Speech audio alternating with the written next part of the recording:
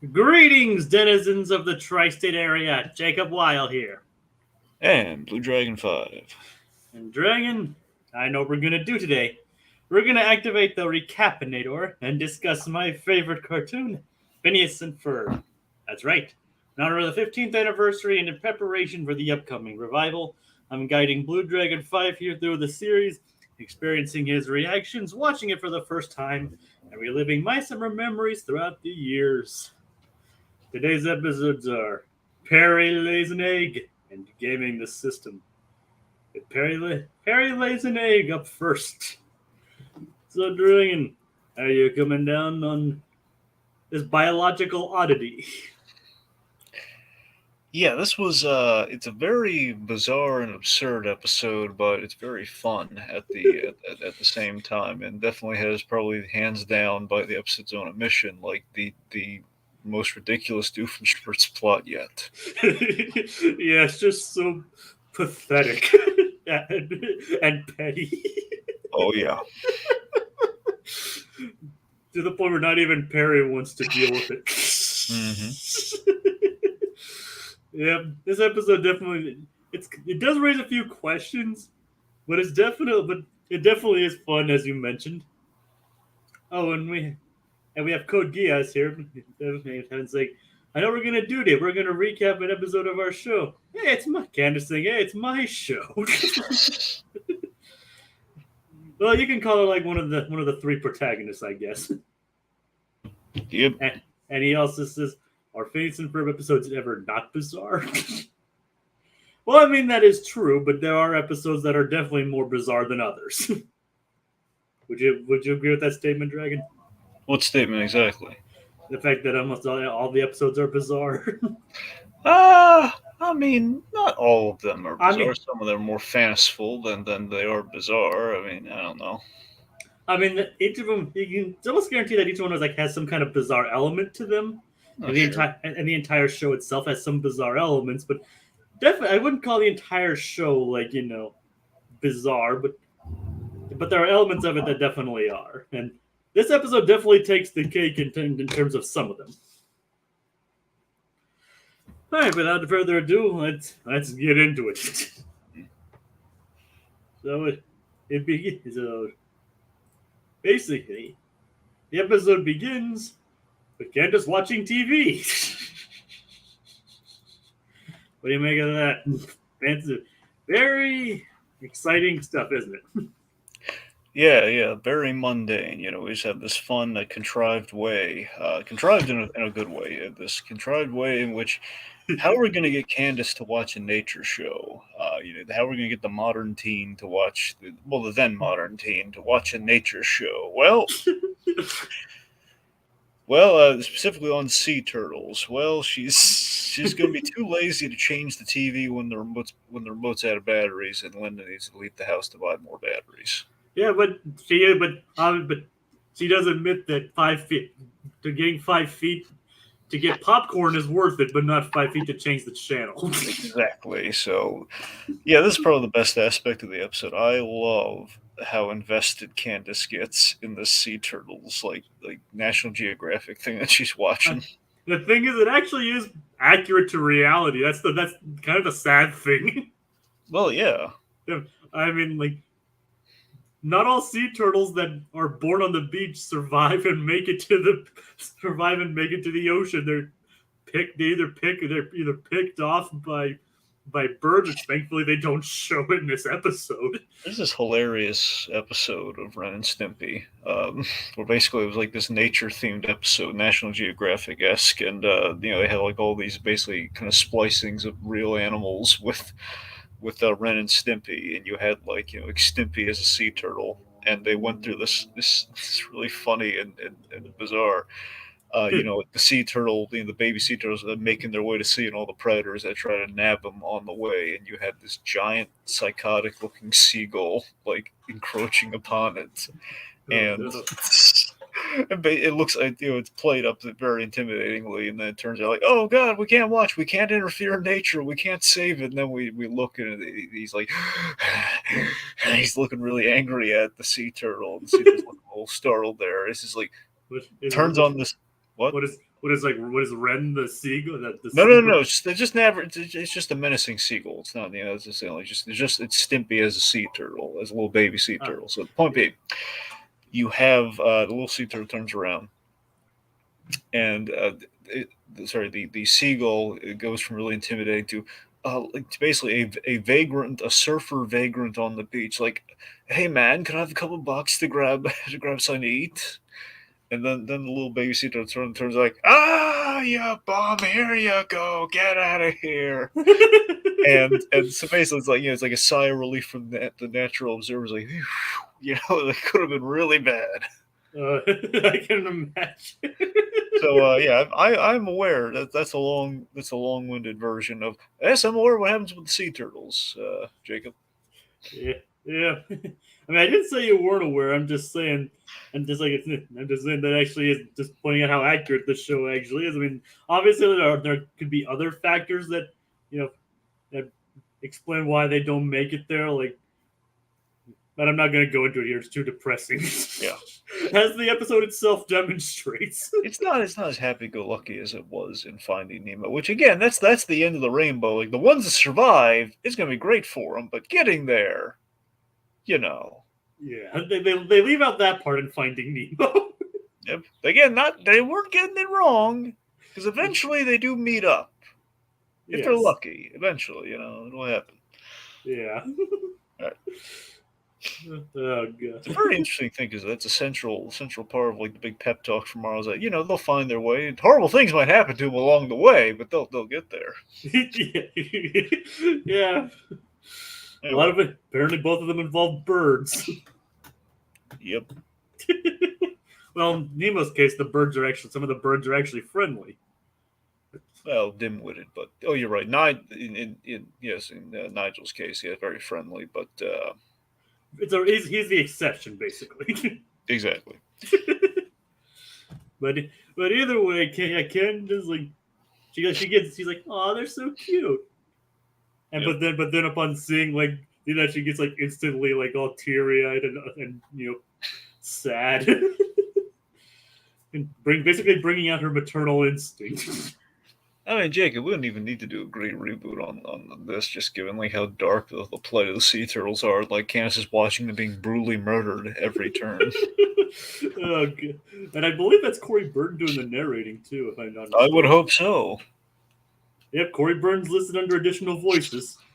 So yep, that's him. See, Corey Burton just wakes up in the morning like, and his phone rings like, Corey, we need you. Oh boy! And he gets dressed and he's on his way and he's basically always recording something for Disney or whoever. It's just like Corey Burton, probably one of the busiest voice actors in the business. Yeah, it's because he's good at what he does. I know, yeah. Like Disney literally can't operate without this guy. He's the voice of all the attraction guys, practically. Yeah, like I would love to go. I really wish I could go to a con and meet him, but he doesn't really do conventions. Code Geass anime fan says Corey Burton, multi-talented. I especially liked him as Brainiac. I love him as Brainiac. Yep, Superman. Yeah. He was so good they even brought him back for Injustice. Oh yeah. Well, to be fair, they also brought back a lot of people for Injustice, but Okay. but that just goes to show how good they are picking voice talent for the DC stuff. All right. So what are those odd-headed boys up to this episode? Trying to make the sunniest day ever. And they succeed. No, it's already pretty sunny. Yeah, it's like, I guess it's the sunniest it's gonna get. Like it doesn't even do anything, or not that we can see. Yep. So they're actually a little destructive to nature in this episode because they accidentally knock an egg out of a nest. they have this misunderstanding where, now, admittedly, something with this episode is, it feels like Perry would be a more active participant in this story given the title. You'd think. Yeah. Because I think it's a misdirect. I'm not complaining about it, but it is something that does occur to me when watching the episode because I had a different presumption of how this episode was going to go. Like when that happened, I thought he was going to have to do spy stuff while also having to play Mother or something to this thing. Well, I mean, I'm still glad we got the Doofenshmirtz and Perry plot that we did because it's hilarious. Anyway, so the misunderstanding is that Perry has laid an egg, and instead of questioning, the misgendering of Perry the platypus, Or or the fact that male platypuses can't lay eggs. Wait, really? They can? No, I'm saying they cannot lay eggs. Oh well, that's the thing. The whole they didn't call that out at all. Like, wait a minute, something's not right. Have we misgendered our dear platypi? Oh God. Anyway, so Perry, of course, it seems really callous from a distance. Like, man, Perry's abandoned his egg. Yeah, I mean like I said, it raises some questions indeed. That we don't even ask. And we don't even ask. Yes. So Perry gets sucked down the new pneumatic transporter. Yeah, but we learn he's a boxer's guy. Well, sure, I'm not really sure that's a question we really had to ask, but yeah, I know, but he doesn't wear briefs; he wears boxers. Yep. It's the age-old question. Yep. I mean, not that. Like I said, that's the question that did not need to be answered or asked. So we have this unsettling image. This is the most unsettling image of the whole episode. Hairless monogram. Yep. It's like it really sucks. I mean, literally sucks all the hair off your body. Yep. Good way to sneak that onto TV, onto kids' TV, I guess. Oh yeah. It sucks more than anything. All right, so we have basically Krill. Yep, it's like as Carl calls it, krill is a shrimp-like creature that plays an important role in the diet of the humpback whale. Krill. I love the way Monogram just like puts the button on the scene. Krill. Yeah, but every time I hear Krill, swim away! Oh look, Krill. Swim away!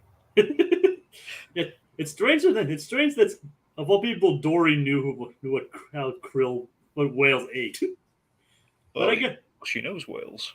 Yeah, I know. Some of her best friends are whales, Jacob. What are you implying? I know. I'm just saying when the first movie came out, and it became kind of a retroactive thing in Finding Dory. Oh, still, she knew how to speak whale. Yep. Well, now we know why, but I'm just saying, even when we didn't know why, she knew how to speak whale. So whales, krill. I wish I knew how to speak whale. Not saying she remembered she spoke whale, but she did speak whale. Yes. That is fact. That is fact indeed. Okay, let's see. But so, krill. Yes. All right. So during Doofenshmirtz holding a bucket. I love that so much. Yeah, it's just a little change to the jingle. It's great. I think that sets the tone for what kind of Doofenshmirtz plot we have this episode. The moment you heard Doofenshmirtz holding a bucket. Yes. And so, Dragon, do you want to explain his plan, or should I explain his plan? I think. Let me explain this plan. So, okay. Dr. Heinz Doofenshmirtz. Oh god. He has this bucket. He has this bucket of krill. So we can basically berate whales because they essentially stole his girlfriend after. I'm not making this up. After he built a whale translator-inator. Yes. Because we learn in classic sad Doofenshmirtz backstory. He met a girl named Elizabeth. Yes. Who had an unhealthy obsession with whales, and he wanted to impress her. Built the translator, and the whales. He said, "Oh, she can do so much better than that guy. She should date us. Like, yeah, she should date a real mammal." And so she left him for a whale. For a whale. It's like seriously, Doofenshmirtz got dumped for a whale. Just the more we get of Doofenshmirtz's love life, just the more sad it gets. You know, he found love and then got wiped away by a satellite, all because Perry Platypus couldn't just remove batteries; he had to smash it. Yeah. Then we have, and now this backstory of him finding a girl that was interested in him, even taught her how to hold a petty grudge. with the birds. I love the gag with, I guess I forget, they probably were seagulls, but seagulls or pigeons, whatever probably seagulls. He basically ate roasted the seagulls alive and ate them for revenge, which that's pretty cool. Yep. It's like, I never taught her how to hold a petty grudge. Yeah. Anyway, so Doofenshmirtz again. He said basically he has the whale. Well, he doesn't even. This is the sad part. He doesn't even have the whale translator. He's just speaking whale, exactly like Dory. He's just speaking whale to these. Technically, Dory spoke whale better. I speak whale. Like I just don't. Like, I don't exactly remember what the first insult was. Well, they call it he's full of blood. Basically, call him fat. It's nothing but blubber. Like I just told him that he's fat and he has barnacle breath. There you go. Like, oh, come on, who's diabolical? Platypus, he just draws the line there and he leaves and like, come on, thwart me. Like, well, he doesn't leave until like the next scene. We're like, I just told him his macaroni and cheese recipe is too cheesy and not macaroni enough. So it's just the lamest. Lamest in an hysterical way, but it's like the lamest Doofenshmirtz plot that Perry's ever seen, prompting him to like, okay, there's nothing remotely evil. It's just sad. I'm leaving. He's like, even Perry's just like, this isn't worth my time. I'm going back to the kid who has the head shaped like Doofenshmirtz Evil Incorporated. Yep. And he's like, I just insulted the macaroni and cheese recipe of a whale. What part of that is not evil? So we have this ridiculous dude just chasing him around, begging Perry to to come and thwart his dastardly deed. Get back here and thwart me this instant. I love it when he loses him for a moment. He's hiding behind a dumpster and he's up close. Says, "Thwart me, Perry the platypus. Thwart me." Oh, that's great. I love it. All right. So let's talk about the other platypus-related story. Let's talk about what the boys are up to here. They build the platypusterior. Yes. After thinking that Perry laid an egg, which fortunately we know for a fact didn't actually happen, they apparently did their research very quickly and trying to build an entire robot to simulate and help the egg be incubated to its proper stats. But they only had time to build the butt. I mean, when you look at it, it's just ridiculous. Like, guys, all they really need are like the things that come out of. Well, this is going to sound horrible. That kind of. All they need are the things that come out of the butt. But essentially, it's the they need like the little sound machine and the heater. That's really all they need to incubate the egg in a makeshift capacity. They don't even need the giant platypus butt. Then they always go like 10 steps beyond. Yep. Anyway, so it just seems like, oh god, one false move and they're gonna splat the egg. Yeah, fortunately they're careful. Yeah. Candace, however, sees this and she's thinking what we're thinking, like, oh god, these maniacs. She goes there and she goes, okay, well, alerts to this. This egg needs a real mom, and she gets a quick change and she's in the mom suit. Yes, which is basically just a Perry suit. Yep. Here's the real question: did she modify this suit from what she was given in the toy episode? I mean, it's entirely possible that she did. She had the spare costume and just modified it, but it's hard to say. Or maybe the guys just randomly had a platypus costume laying around.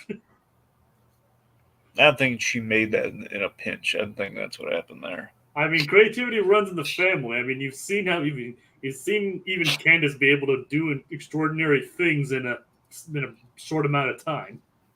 True. So yeah. Anyway, so the mom suit, by the way, is just really funny. Later on, when Linda says, like, Candace, what are you wearing? It says, it's a mom suit. Okay, I'm gonna try to find something not to take that as an insult, but. Very funny. Yep. And of course, Jeremy sees it. It's like, nice mom suit. See, he gets it. And it's that's a refreshing gag. And that's why she loves him. Yeah, that's why we all love that Jeremy boy. We're not sleeping with his picture under our pillows or anything, but yeah, we like that Jeremy. Yes, he's a cool guy. Yeah. He's a nice young man, that Jeremy. Yep. Yeah.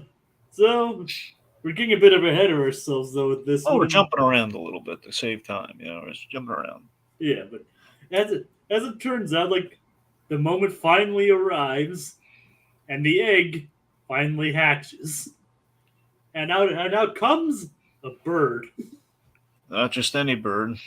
a rare whale song singing double-breasted engelhooper, Oh yeah.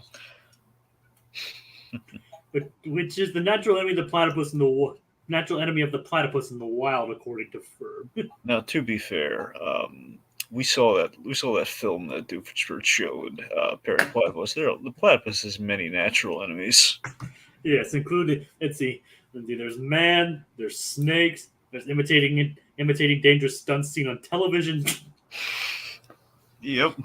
It's still a really good joke. It is, yes. I mean, don't let your pet platypus near a skateboard, unless it's Perry the platypus, in which case he'd probably pay you for it. There's so many times I can't tell you the horror stories I've heard about Tony Hawk, and it's just this crusade to be the worst platypus owner ever. Where every time he's hanging around his house, and it says, "So Tony, how's the new platypus treating you?" "Oh, he's great." I was just wait, Tony, you didn't leave the skateboard out again, did you? "Well, I mean, I got a whole bunch of them. So I mean, what's the harm?" Like, "Tony, we've been over this. Look in the backyard." Like, okay, I don't know what you're talking. Oh my god! Oh no! Oh, the car! Oh, and he didn't even wear the helmet. He didn't even wear the helmet. Oh god! Do they make platypus-sized helmets? Well, they had platypus-sized hats, Jacob. Well, yeah, that doesn't mean they make platypus-sized helmets.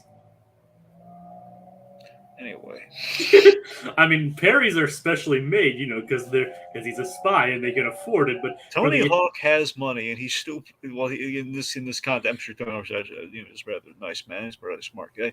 Let's just say, for this farcical example here, maybe he's dumb enough. Like, I'm going to have my custom fitted helmet for my pet platypus that surely will not encourage him to ride a skateboard. Which, of course, he missed the film. Unfortunately, Tony Hawk never guest starred in this show. Oh, at least he was in Rocket Power. That's the only solace we can take. He was portrayed like Willy Wonka, which is even better. I guess to skaters, he kind of was in the 90s. I still love the idea. Like, we're going to meet Tony Hawk on Rocket Power. We're going to do it like Willy Wonka in the Chocolate Factory. It's going to be wonderful. Oh, jeez. I still haven't watched Rocket Power yet. Yep. Anyway, so of course the bird starts attacking Candace because it attacks the platypus. It doesn't like platypuses or platypeople. You know what I mean? Yep. Oh, so we should talk about the song. The song was really good. The Mother Nature song. Yeah. Technology versus nature. I think that's the name of it. Yep, technology versus nature. Yeah. Danny Jacobs sang it again. He as I noticed, he sings a lot of the songs in this show. Well, it sounds a lot like Candace. Well, when you need her to do the jazz, when you need Candace to do the jazz voice, that's Dan providing the voice. Oh, that we do know. Yep. When he sounds like this. EVIOS BOYS. EVILBOYS. Yeah. Yeah. Anyway. Yeah. So, let's see. So, in lieu of an incubator, she wants some warm and cuddly, which is basically almost like a Princess and a Pea style kind of like setup with all these mattresses and everything, which is really so overkill. Like, why do you need them to be stacked that high? And, with just like that, basically perching on the egg. Again, Linda shows up, asks what the heck's going on. In a rare moment, she self-busts herself. Yeah, Candace gets herself in trouble. Yeah, like Linda actually sees the thing this time, but it was Candace who did it, and she's like, "Hey, Candace, clean this up, man." It's like, why do you only see it when I do it? Yep. And then that's usually how it goes, right? Every time Candace is involved and takes charge, it gets seen. Yeah, let's see. So then we have our ending with Doofenshmirtz. If Doofenshmirtz still trying to get Perry to bust him, to get it to thwart him. Doesn't work. He gets attacked by the bird, I think. It's like no, it happened. Like Well, the bird summons the whale. what happens is like Perry hits like the ejector button on Doof's skiff, which ejects him while Doofenshmirtz is doing the whale song, And he ends up right in the blowhole. and which the bird chases after because it sees a flying object sounding like a whale. Yep. And he lands in a whale, and not just any whale, Elizabeth's whale. the whale that took his girlfriend. Heinz? Elizabeth? The best decision I ever made. It really is, and she's living all like she's being like Geppetto in the freaking whale. There are a lot of really terrible implications to consider with this living arrangement.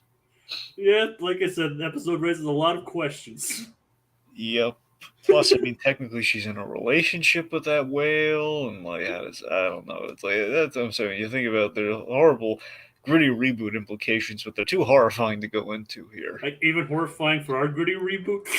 I mean, yeah. There are some lines even we won't cross. Yeah, I mean, we gotta do like the whole. Even if just relationships don't necessarily need to involve anything just beyond just the overall relationship. Let's just say the grittiest version of that would not be that, Jacob. But let's just say I think that we should just take it as we see it here. Yeah, I know. I'm not saying she left him for the whale in the first place. I'm saying there's some shape of water implications, but we're not going to dwell on that right now. So, or as Aqua did, she's all in Doof's head. Oh, God. I don't know if that makes it better or worse. No, it makes it kind of yeah, yes, it makes it worse. Every whale he sees, it's the ghost of Elizabeth. It's like, I mean, Elizabeth seems to be doing pretty well for herself. Okay, here's a gritty reboot. You ready for it? Okay, let's start up. Okay, so Elizabeth, after hearing that, she either foolishly or intentionally, if you want to go really dark, she left him for a whale, knowing that either A, I might have a chance at the whale and she died on the way to get to the whale, or B, she knew, like, okay, I will rather than spend any more time with Heinz Doofenshmirtz, or because I'm just deluded and crazy, I'm gonna take a stab at being with the whale and knowing it'll most likely be my end, rather than living out the rest of my days with Heinz Doofenshmirtz. It just makes it. You just feel bad for Heinz in this case. Oh yeah. Okay. All right. So that brings us to the next one. Yep. Gaming the system. So, that's basically kind of a retro-inspired game, Dragon. How do you like this one? Well, I mean, I think this one's fine. I think it's a really good concept. I just think it's kind of thin in the writing, and I think it's like something where, ridiculous as the Doofenshmirtz plot was in the other one, it feels like a lot of the effort went to the first segment. This segment is like a little kind of leftover. It's a little like, well,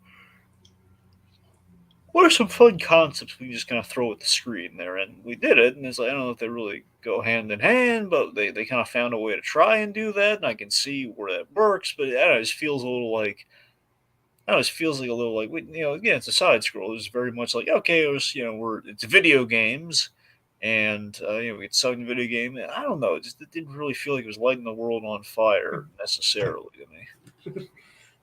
And keep in mind, this episode technically, I mean, it was in 2009. Gaming wasn't as big as it is now. Yeah. I mean, it was still a pretty big market. Well, I mean, you said 2009? Yes.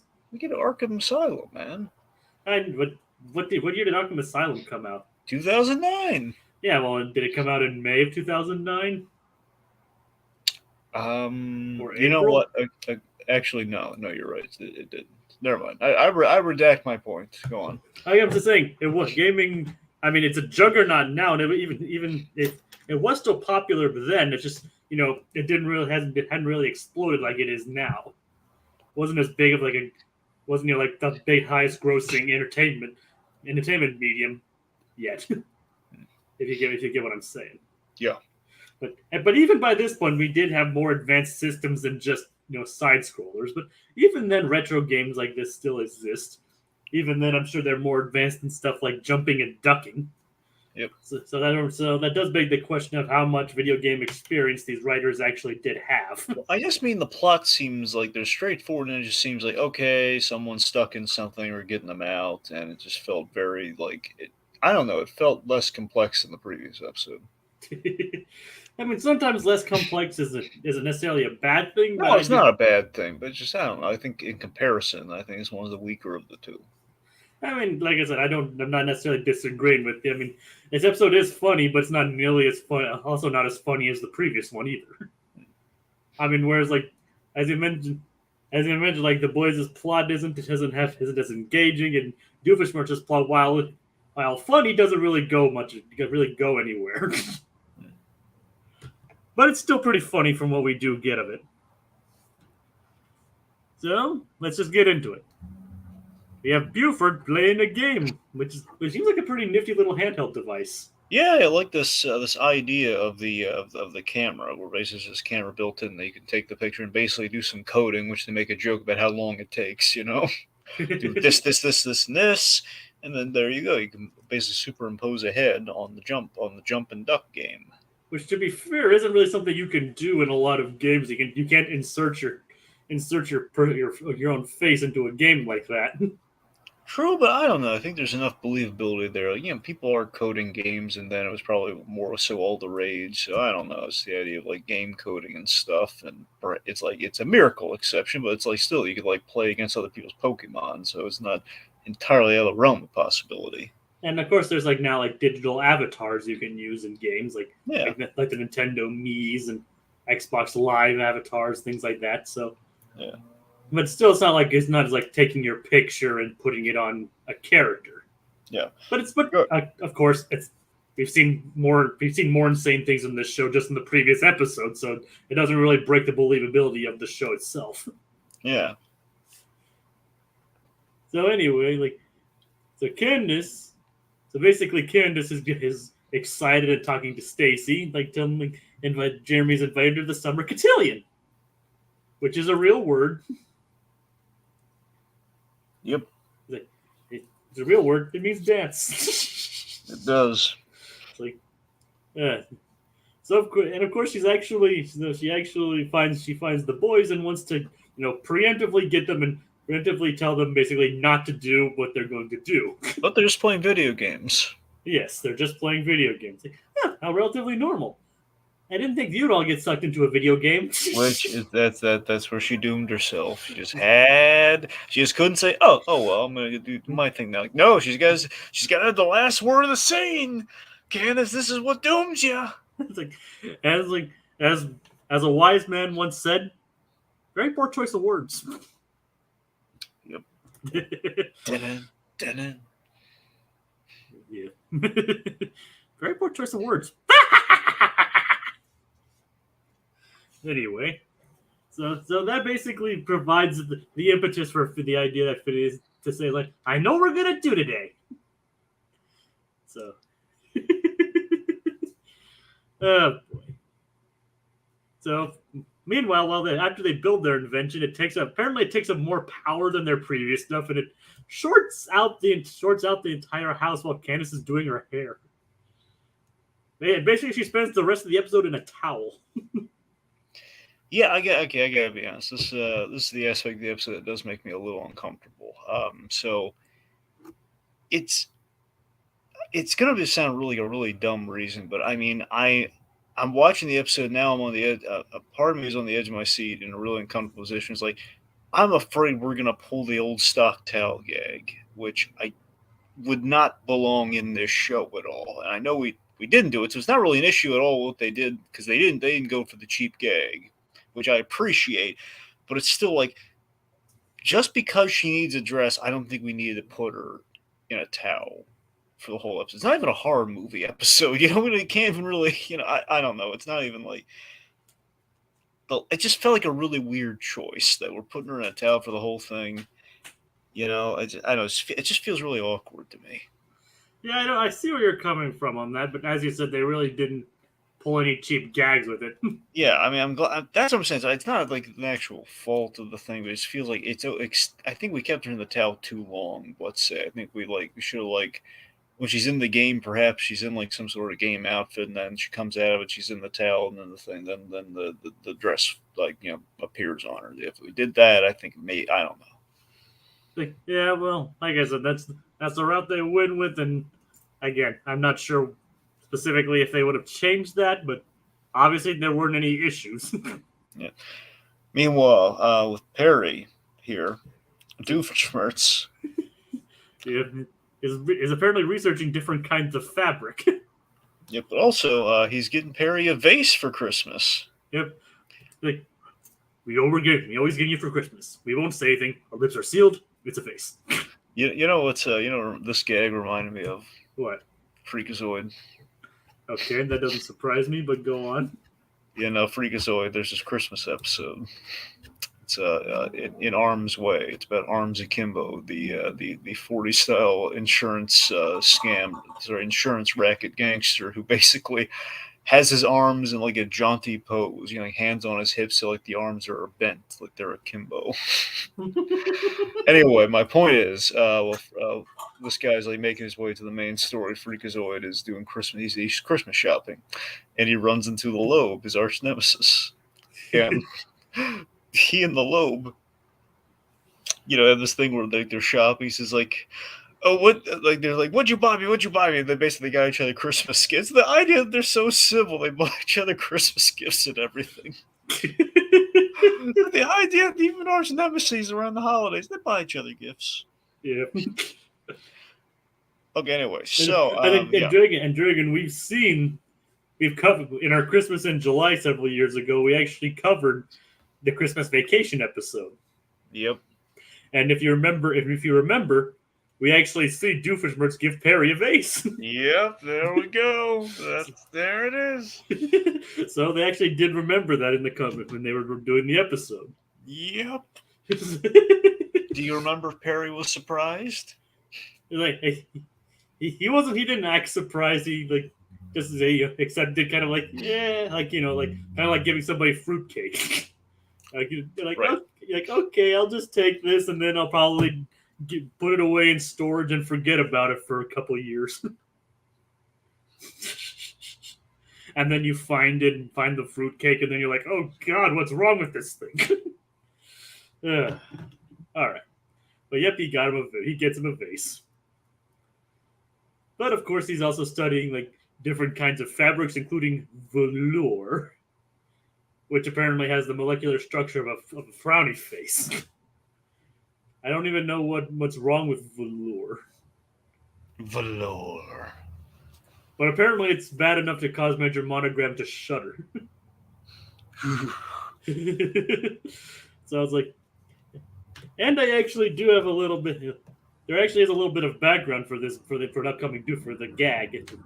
Like where like Doofus was like, "It's too late." Hey, it's 11 o'clock now. Now you're too late. You remember that gag? Oh yeah. Like that was actually a gag they wrote for the original roller coaster episode, but they scrapped it from that episode, and they repurposed it here.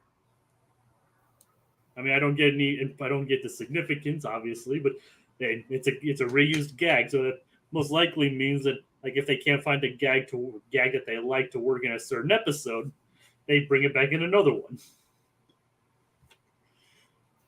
So, and another thing I actually did, I actually just remembered something else I forgot. Have you noticed like the changes to the intro? They started doing that now. They don't change each individual episode doesn't have a different intro. It's just like remember how like in the first season like the images like during the final sequence were like from like crudely drawn from the pitch and stuff like that. Mm-hmm. But for this season, it's like images from the first season. Huh. And also, if you noticed, instead of when it zooms in on Phineas, it actually started in the previous episode, which I forgot to mention there. He actually shows him smiling now instead of just a frown when it zooms in on him. He actually starts smiling as it zooms in. I forgot to bring that up last time. So yeah. But anyways, like, so after Doofenshmirtz watched that, he's like, "Behold, the most terrifying creation the world has ever known, the Gags-inator." I love this gag so much. I love all the pomp and circumstance around this, like the most evil, and and he's just the Doofenshmirtz is like milking it like it's the most evil, sinister thing he's ever built. It's the Gags-inator. The ball gown. It's this giant like dome like housing thing, and it's like little. It's so compact. Yeah, but it was basically a perspective gag. I know, I love it. Even the actual stand was actually like almost as tall as Perry was. Yeah. And then it's just a little gun, it's just a little ray gun that fires and creates a ball gun. Like, and quite frankly, the ball gun on Perry actually does have a pretty nice color to it. It does. Yeah, it kind of suits his teal fur a little bit. What do you think? It does. I would concur with that. Mind you, I'm not a dressmaker, but I would concur with. I know what I like though, so You like platypuses in a dress? No. I mean, but yeah, I know what you mean. Yeah. I actually did briefly study some fashion design, and I know what I like too. But isn't that color does look very nice on Perry? Gotta admit. Okay. So basically, Candace is having trouble playing the game, going through the game. Until she basically discovers her own personal cheat code. She can use the blow dryer, which basically provides a good cheat code for her because she can't figure out the concept of ducking and jumping and ducking. Yep. So we have a little musical sequence here, a little montage. Yep. Let's go digital. Let's go digital. Yes. It's a catchy song. Like, and I don't know if I like it as much as Technology versus Nature, but it's still catchy. By the way, I just not to belabor that point, I do love in that Technology versus Nature song. We had a lot of really great shots, like the whole egg background, and like all the moving backgrounds are really cool. And then just like her, saying, "I got your posterior with that one, your platyposterior with that one." It's like when you talk about the verse, she's like, "What does it feel? What is it like to get your platyposterior handed to you on a plate, son?" Yeah, that's the one. Yeah, it's very street, yo. Yep, she's not very street. She can't really pull that off. Yeah, yo, mama. and it's like Ellie B's like Doof and Perry get absolutely dripped out. Yep, they both end up in a dress. It's like, yeah, we never considered Doofenshmirtz in a dress as one of the images for this episode. It's not something we want to stare at for an hour. Now that you phrase it like that, it does remind me of another Freakazoid joke. Okay, go on. The first big scene from the pilot episode of Freakazoid, which was from Dance of Doom. In Dance of Doom, essentially, after Freakazoid shows up and he goes to the dance, it's basically Paul Rugg. He's improvising, and he was like a warm-up for him. He had no idea they were actually going to put in the finished episode, and they did. They were dying laughing. The whole, like, lady in the dress! This lady in the dress. And also reminds you of another Freakazoid gag. I forget which episode specifically this one was in. I think... I think I remember what it was. I think it was the Candlejack episode. Candlejack episode is like you're not gonna put me in a dress. Yeah, there's no way you're gonna put me in a dress. And it's from F Troop. I think it's from F Troop. It's like they cut away to this live action clip from I think the show called F Troop, in which you had a man in a dress saying it's like a distraction. Like you had this gruff guy pretending like Ingmar being put in the dress. Like, we need to bring up a counter of how many times we mentioned Freakazoid in this podcast. Well, I don't know. These two episodes have had a lot of Freakazoid in them. Which is a good thing, I guess. It's never a bad thing. Yeah, that is true.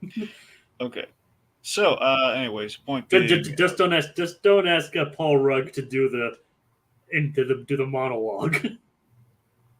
Nope. Like he does it, but he's annoyed by it. Wait, they asked him to do the Freakazoid monologue? Yeah, sometimes people ask him to do it, but like from what I understand, he does it, but he does it almost begrudgingly sometimes. You know, I didn't see this in person. I saw a picture of it. I saw a picture of Paul Rugg's like Comic-Con table, like what he does when he goes to conventions. It looks amazing. What does he do? Well, he has amazing for like a big Freakazoid aficionado like myself. Like seriously, Freakazoid merch is so hard to come by these days. At least really quality merch, and it has like Hawaiian shirts with Freakazoid on it that I desperately want. And you know that, and the T-shirts, and like you know like buttons and stuff, and you know obviously him and the pictures and the you know the 8x10s and stuff. But still, it's the fact that he's selling Hawaiian shirts there. Apparently, you can only get them from him. Oh, nice. Yeah.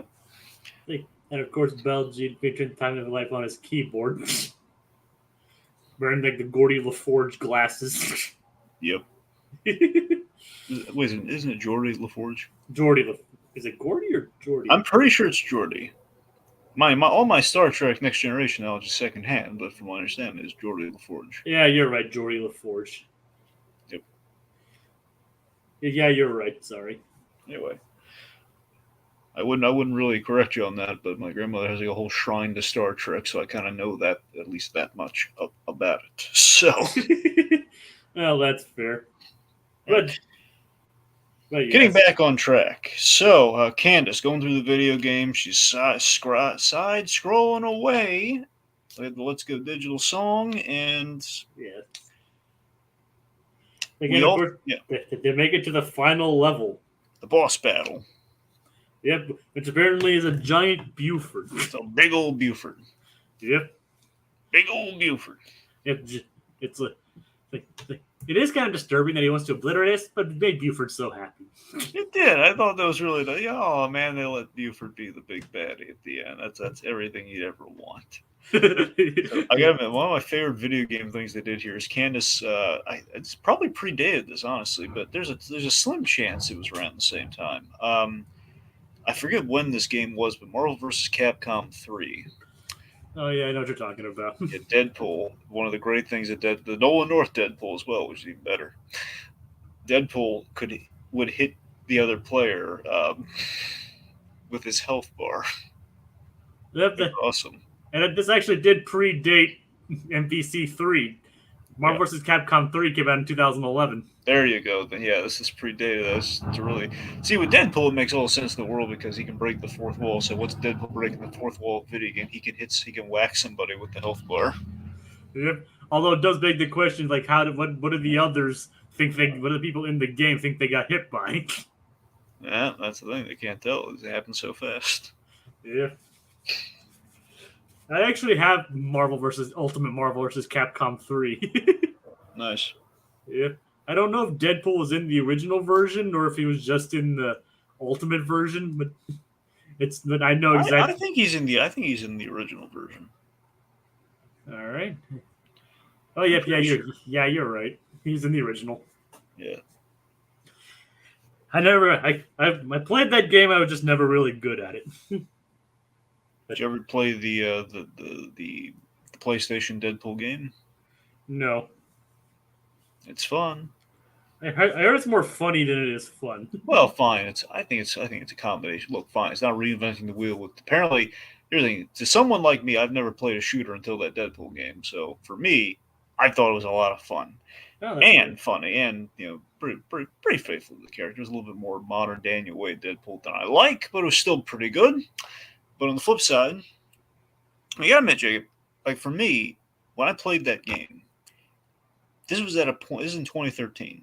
Okay, it was looking grim for the Deadpool movie to happen. So for the longest time, I was like, if the Deadpool movie never happened, this is as close as we were going to get to it, and it was pretty good. Yeah, but we eventually did get the Deadpool movie. Thank goodness we did. My point is that game, had a lot of it's Nolan North has Deadpool, and he's making with the funnies, and it has some fun video game. They're calling out video game cliches. Like one of the funniest things they call out are like the achievements. You remember, like the achievements in the games. Like he just got up. Really? I'm getting an achievement for this? Yeah, I remember. I've seen playthroughs of the game, Greg, and I've seen the entire playthrough. Oh, okay. Well, so you have seen it then. Oh, well, that's the thing. I asked you I if you. got. I said I've seen it. I haven't played it. Okay, well, that's the thing. Well, when you say you've seen it, I didn't know if you meant like you saw like the whole thing as a movie of cutscenes or whatnot. Yeah, I did. Yes. Okay, well now I know. All right. But, Anyway, I know exactly what you're talking about with that. okay. Anyway, Perry, he's how's he gonna get out of this predicament? I love that he has my favorite one. This might be my favorite Perry the Platypus gadget. I love the buzzsaw hat. Yeah, that is a pretty good. It's really odd job esque. I know, yeah. It's kind of odd job meets Inspector Gadget. Yeah, it's like it really again. A lot of his gadgets come out of nowhere, but again, you kind of accept it because he's a spy and he always comes prepared. And also cartoon hammer space, but yeah. Yeah, that too. I guess he's a spy, he's a cartoon spy platypus. He kind of comes with the territory. Oh yeah. It's like so he's like he cuts the cables loose and then like he like goes underneath it using basically stretching his dress out to go on to the other side. Now everyone's looking at us. Not great. Not everyone's staring. Like it doesn't help that you're in a hot air balloon while dangling from a dress that platypus wearing a dress. I mean, it'd be kind of hard not to stare at that point. Like, so I was like, so like during the boss battle though, Candace, as you mentioned, loses her hair dryer, but whacks the boss Buford with the health bar, and it actually crushes Phineas and Ferb. Yeah, so I mean, great reboot time. We killed Phineas and Ferb. We crushed them to death. Buford has crushed them to death in the game. Like they're not coming back. It would seem, oh god, it's horrible. Yep. All right. Candace is like is going to her ailing brothers in their last moments. Yeah. But yeah, she goes to them and like she obviously feels guilty because she caused it. If only I used a better choice of words. Why did I have to say it sucked into the game? Why did I just say play? If I said play, they'd be alive. Oh, Mom's gonna kill me. I'm not gonna go in that cotillion. They are my way out. Oh, God. Oh, why? Yep. But back to the egg, but in reality, it actually does show that how much she actually does care for them. Yep. And would be devastated if they actually did get hurt. Oh yeah. I mean, which I think is actually kind of which I think is pretty heartwarming if you ask me. Yep. I just wanted to bust them, not their bodies. Essentially, yes. She doesn't want to see them get hurt. What cruel karmic genie would do this? It's like, well, I mean, we know Doofenshmirtz has an issue with genies. Yeah. So, fortunately, genies don't exist in this world. Yep. Yeah. Not all of them can be the genie from Aladdin. Nope. All right. It's like so Candace. She comes. Obviously, the boys come back to life because they just lost a video game life, not their actual life. Though I can only imagine. If I can only imagine like what it was actually like to feel that and then come back to life. It's like, and then she's like, "You let me think you were dead." It's like, when I could get out, you're so busted. She gets over it pretty well, just pretty quickly though. When she realizes it's like her sadness is quickly replaced with anger. Yep. And she finds out. Yeah, go on. They transported to the real world, and they think they've won the game. It's BS that Candace would have no way of knowing she had to defeat the boss twice. And, I mean, what? Well, yeah, she doesn't. Yeah, she does. She doesn't play much games, as you probably noticed. That's what I'm saying. Yeah, she would exactly. I don't know what the boys were thinking. Like, oh, did you do this? Like, oh, come on, Phineas. Be real, man. That is important information you tell a person, all right? How would this person playing this game for the first time, who's not even video game literate at all, know that? We all know girls don't play video games, Dragon. I'm just kidding. I'm just kidding. Get him! Seriously, everybody, I'm just kidding. I know plenty of them that play them, and I have no problems with it. Listen, I keep wanting to see that Mr. Potato thing turn into a meme for any we- time that happens. You know, we just lost a view. I think I offended somebody. Seriously, why can't we turn that into a meme? That Mr. Potato Head moment from Toy Story, where he goes, "Get him!" It's every time we have like someone in just doing like a controversy of some kind, accidental or no, we're just like, "Get him!" Yep. Seriously, guys, I was just kidding. I'm backing away slowly. It's like, I know. All right. Well, the good news is we're gonna have a lot of female viewers now who are gonna be on the channel exclusively to throw hate towards Jacob. So hey, diversity. Yes. I mean, we already have LEB here, so. Well, maybe she was the one who left. You ever think about that? Like, that is true. Yeah.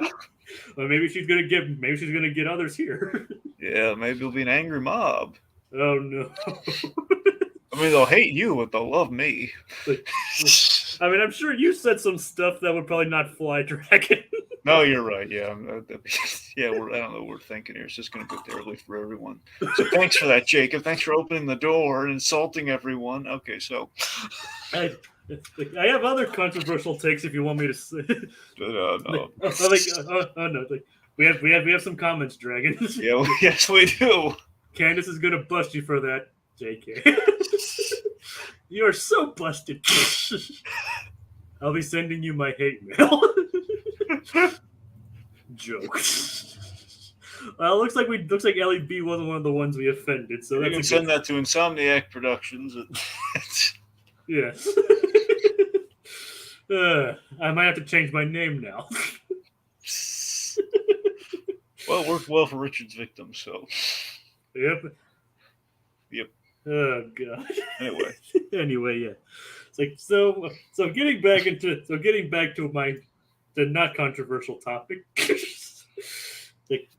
buy it back, let's talk about how Isabella, she saves the day. Girl power for the win. Am I right? Thumbs he gave with a frantic thumbs up. Yes, of course. Of course we get to see the boss Buford comes into the real world. Buford's like, yeah, he looks like a nice guy, and he gets crushed into the ground. Still educational. It's like now I see the educational value. You don't want to get out of here eventually. Which I said, Belgian gets starts getting a lot of pops into Buford now. Like he starts dishing it back to Buford quite a bit. Yeah. Am I right, ladies? Am I right, ladies? Yes, but Isabella does get rid of him using a camera. Yep. The bigger they are, the harder they depixelate. Nice. Yep. Which is a nice way to defeat the final boss before it causes any major damage. If the boys clearly have good concept of game design, but clearly bringing a giant Buford into the real world, not one of their better ideas. Now, let me ask you this. What do you think the chances are they borrowed that from Spy Kids 3? I mean, that is entirely possible. Keep in mind, I've only seen Spy Kids 3 once. So the memories are kind of vague, but yeah, it does kind of remind me, just kind of like Spy Kids 3-esque. The boys' mouth. I just watched that the other day. I was like, oh, maybe we can incorporate that into our level design. Oh yeah. So Candace, Jeremy's about to show up, and she does not have a dress. Thankfully, still has that towel. Thank God. Yeah. And we have a nice little cross. This is a nice subversion because you're thinking, okay, we're firing randomly the ball gowninator is just going to hit Candace, but no, it gets broken before that happens. But as Perry, but the beam does hit Phineas and Ferb and Isabella. Yep. It's like, how am I going to get ready? Apparently, do what we did. And the colors do complement them pretty well. I wonder how this episode holds up with the dress wearing community. No idea. Like with the family, no idea, Dragon. But either way, it's like I'm not sure what happened. Is this? But what am I gonna do? Fortunate, and it drops. And fortunately, Perry's dress drops onto Candace. Yep, and I like the detail of like the did she have like a head towel or like a shower cap or something? What was the thing she was Like wearing on her head? she had like curl. I think she had like curlers in her hair. Yeah, so like the curlers come out. Her hair looks really nice in the dress too. Like it was like a natural thing when it came down. Like the things came out, so it was like all in one shot. Yep, and it did her hair. Yep. It did. Yep, and it got him in. It did. Everything worked out well for Candace. Yep. Yeah, and Candace shows up and we get to take her to the cotillion. Yep. She gets to go to the cotillion. Which do we even see him dance at the cotillion? No. It was kind of pointless at the end of the day, ultimately. But we do get to see something else, Dragon. Yes, we do. There he is, Mr. Evil Doofenshmirtz. It's like they get to they're about to crown the winner of the cotillion, and who else should win but Doofenshmirtz, who falls in and gets crowned wearing a dress. By the way, the whole reason for the dress needs to look manly by comparison, so he ends up giving the dress a thank you and curse you. Yep. Like, oh, I'm honored.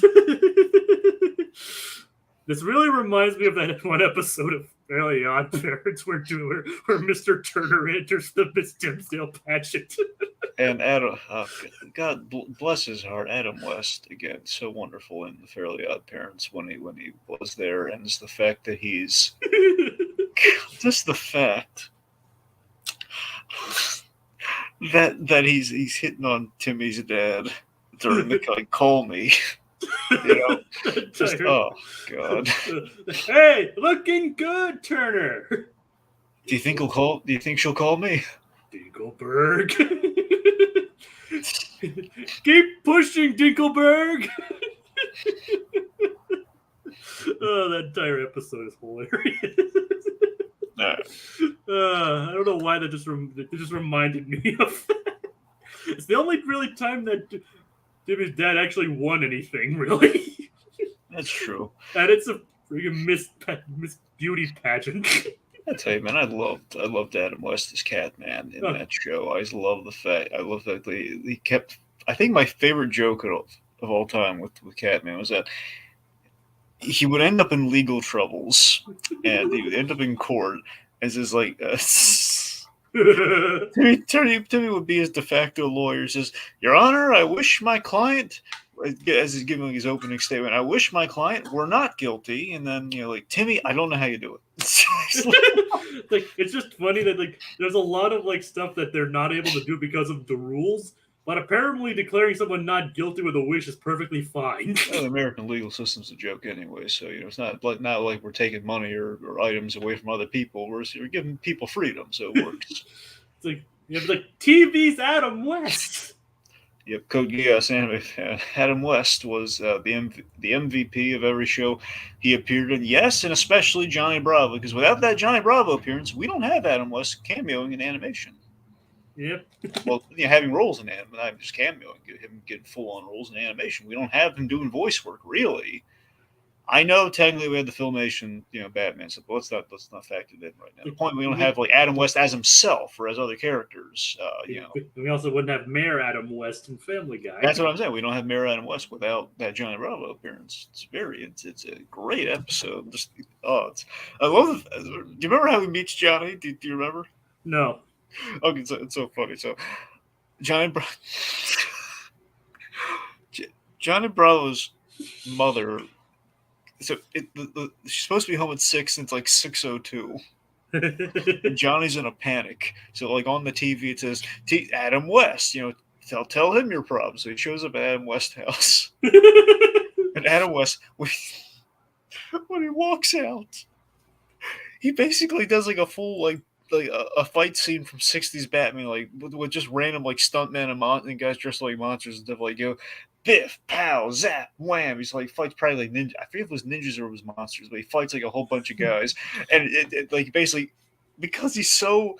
It's just so much love applied to Adam West in that episode. It's like he keeps breaking his shirt off with his physique. He's just like, excuse me, Johnny. He quickly changes into the 3-piece suit again. It's like, oh god, it's like that's how he meets. That's how John Bravo meets Adam West. The whole thing of like he's the coolest entrance a guy could ever have. Did Seth MacFarlane actually write that episode? I believe so. I forget if he wrote and like co-directed it, but it was like he and Butch Hartman worked on that. So I believe at the minimum he wrote it. I think he possibly, if he didn't write it, then he definitely co-directed with Butch Hartman. It was he and Butch Hartman who did that one. And I know because like Butch and Seth are friends in real life, or they were. I don't know if they still are.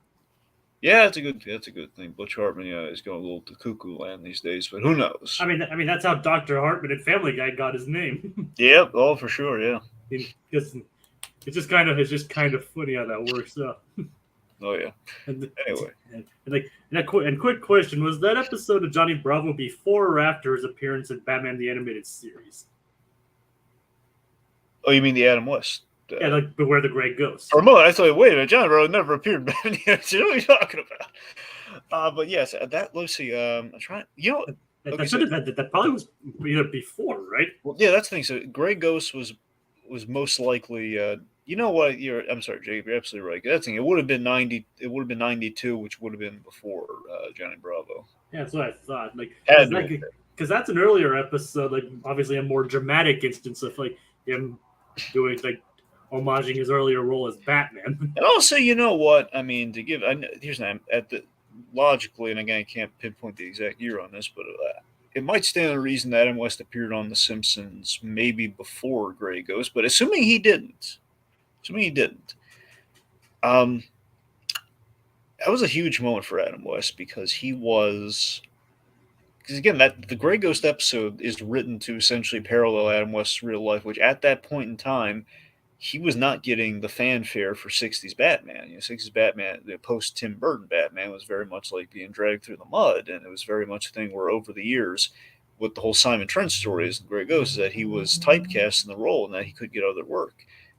So like him finding a second life in voice work and just like making the comeback and like the reverence for 60s Batman, it meant the world to him. And again, you don't have if that's the genesis of all the voice work, I mean, what better way could you have it? Yeah. Adam West is like he should have voiced a character in this show. Yeah, Jacob, does he? Unfortunately, no. He never guest starred in this show. Dang it! Trust me, I would have. I think if Code Geass said should have, I think that would have been like he.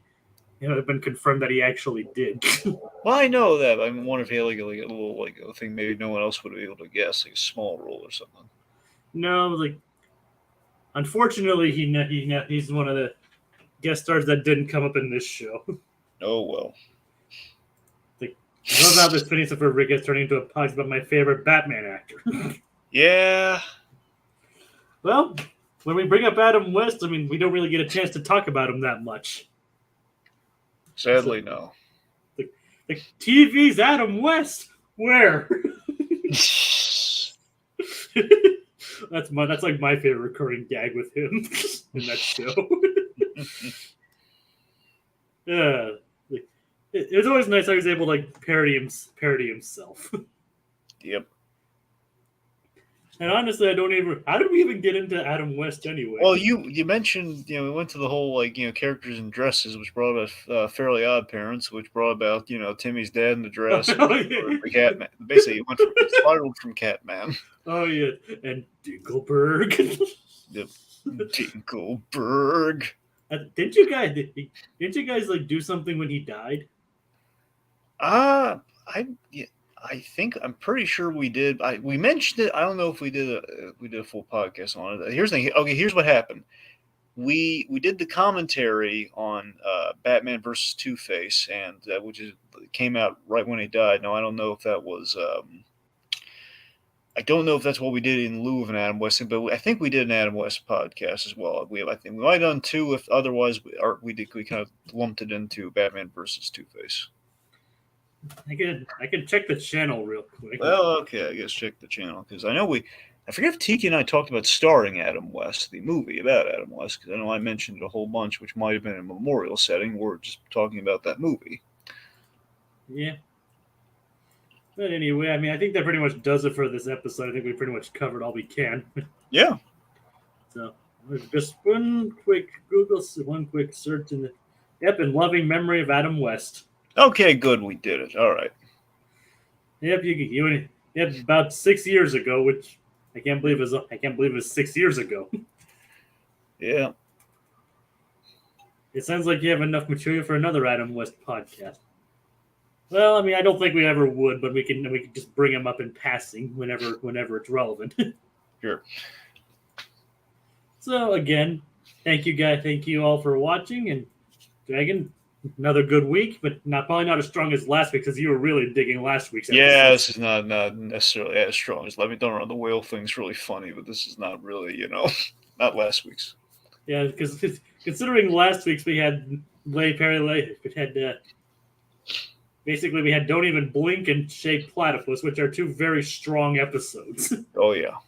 So it's like Perry Lays it. Like I said, these episodes are definitely some of the funniest, but not necessarily the strongest. So I think that does it for this week. Thank you, Code Geass, LEB. We had Aquatad here briefly. No, maybe not briefly, but we had Aquatad here too. And thank you all who will be watching us in the future. And so that does it for this week. Join us next time on the Phineas and Ferb Recap-inator for another 2-part episode where the boys befriend a mysterious alien while Doofenshmirtz tries to find an old friend. Good night, everybody. Thank you, and curse you.